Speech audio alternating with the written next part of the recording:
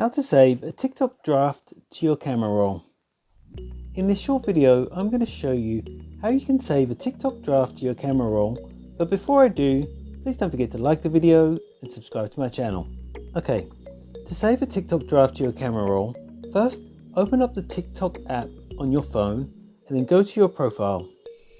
Tap Drafts. Now open the video draft you want to save. Make any changes or edits to your video if necessary, then tap Next. Now tap on Who can watch this video and ensure Only Me is selected.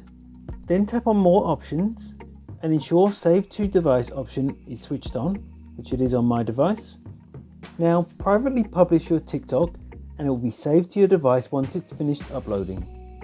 After that, you can either leave your TikTok on your profile where only you can see it, or delete it from your account if you don't want to have it on there. And that's all it takes to save a TikTok draft to your camera roll. If you found this video helpful, I'd love it if you like the video and subscribe to my channel. Thanks for watching.